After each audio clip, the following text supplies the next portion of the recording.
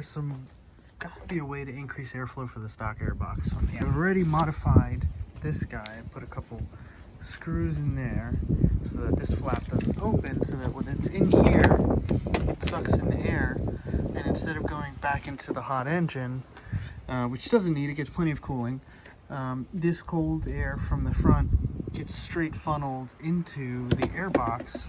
Also tried to think about maybe putting like a cold air intake tube down here somewhere. It's not a lot of space here actually for that. I was hoping this would be a really cool idea. Also, what I've done is there were already drainage holes. I just opened them up a little bit more with the drill bit, and I'll probably make them a little bigger. You'll see from here, this corner here is the furthest away from the engine. I might put a couple Swiss cheese holes there too, just for additional airflow. Let's see if it sounds nice. So update, this is the Swiss cheese mod. As you can see, that's why they call it Swiss cheese. Right into the side here, which will pull cooler air away from that corner there where the ECM, that kind of little hole there, that's where that's going to pull air in from, away from where the engine is. Hopefully that'll be nice, and it'll give it a little, maybe a little growl. Okay, final update on this cheese. I put a few extra holes around here just for airflow's sake, maybe to relieve pressure in case there's too much pressure coming from the front holes or whatever it may be, and then a couple extra holes at the bottom there. And yeah, this should be good. That should be enough just to give it a little bit of a growl. It's all coming in right through there. So I think thing to note is that since I've done this, obviously these are not large holes. They're big holes, but they're not large enough for big things to get in there. Maybe a small rock, but a really tiny rock that would have to get like really insane path to really get through one of those holes. Anyway, nonetheless, I am using a K&N panel filter, which has a metal grate, a metal mesh, and this mesh obviously is going to stop, some of the more harsh debris should it get in there. And I don't know about it, obviously, because I'm driving, and it'll be able to stop it from getting into my engine, hopefully. And then, it's also because there used to be a snow grate here to block snow from getting up there. I don't think snow's getting up there. I don't really live in that kind of place, but if it were in that kind of place, maybe. Probably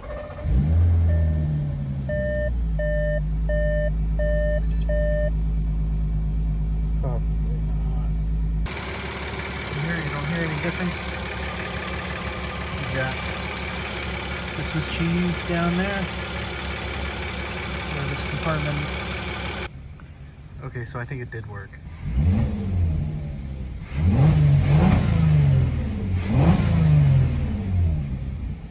You hear a bit of induction.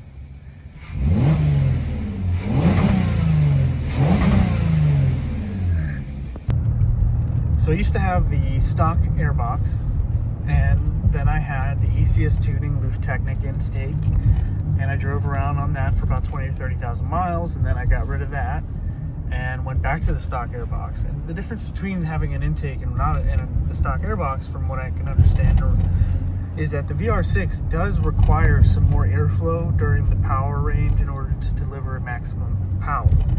You feel it, like it starts to, with the stock airbox, the difference between this around 3 to 5,000 RPM and higher, you feel like it opens up a little bit with the intake. And I think that's what I just did by just doing the Swiss cheese mod, is giving it a little bit more air. And because I'm not saying it's as good as having a $300, $400, $500 intake from one of these companies, but it's definitely starting to pick up a little bit more quickly. It starts to get up to speed a little easier. Having driven around with the stock airbox now for a little bit, this little Swiss cheese mod now, I can feel a difference. I'm not saying it's as good as the intakes, or the ECS tuning intake, but you do feel a difference, and you do get some induction noise. Like, I could have gone crazy and made a lot of holes. And I don't want to lose too much pressure. I still want the intake box to do some of what the benefit of having the intake box is, which is you don't get as much heat soak in the summertime versus an open air intake, and you get low end torque from it. There's always air there, so before the engine really starts picking up suction at the higher RPMs, there's enough air in the airbox to help at the lower RPM. So things like when you're just cruising around at low RPM, it's nice to have the OEM airbox that has potentially better power down low. Actually, if you see the dynos for the open air intakes and the OEM intakes, you can see that they're pretty much like toe and toe in the earlier RPMs, and then where they start to take off is in the higher end. But yeah, so that's basically my 2 cents. If you're interested in unrestricting your airbox a little bit, go ahead and do this, but make sure, like I said before, get a a permanent panel filter that, and don't forget to go in there and obviously clean it out, and from time to time you want to go in there and just like use compressed air and shoot out any debris from in there, but at the same time it'll help prevent anything, because the paper filters, if something goes through there and it goes through a paper filter, it's going through a paper filter and then it's going in your engine.